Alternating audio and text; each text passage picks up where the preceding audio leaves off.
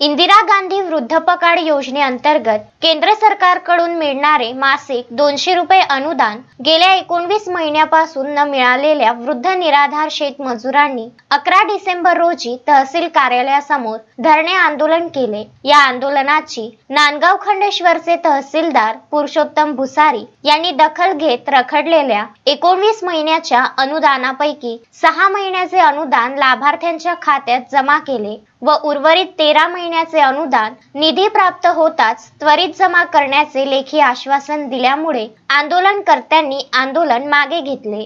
इंदिरा गांधी वृद्धपकाळ निवृत्ती वेतन अनुदान योजनेअंतर्गत 65 वर्षावरील वृद्ध भूमिहीन शेतमजुरांना सरकारकडून 1000 रुपये मासिक अनुदान मिळते। यातील 200 रुपये केंद्र सरकारकडून प्राप्त होते। मात्र गेल्या 19 महिन्यापासून केंद्र सरकारने आपल्या हिश्श्याचे अनुदान न पाठविल्यामुळे तालुक्यातील वृद्ध निराधार आर्थिक अडचणीत सापडले होते। महाराष्ट्र राज्य लाल बावटा शेतमजूर युनियनचे नेते तुकाराम भस्मे यांच्या नेतृत्वात तालुक्यातील वृद्ध निराधारांनी गेल्या जुलै महिन्यात जिल्हाधिकारी अमरावती यांची भेट घेऊन ही बाब प्रशासनाच्या लक्षात आणून दिली होती।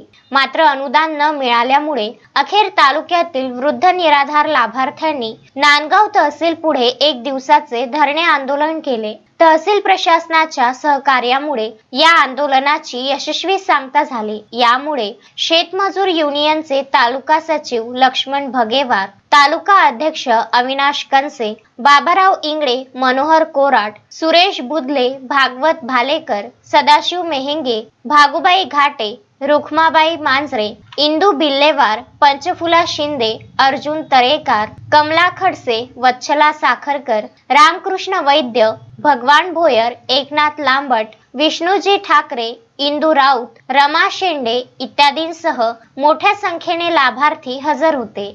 उत्तम ब्राह्मणवाडे, विदर्भ न्यूज, नांदगाव खंडेश्वर।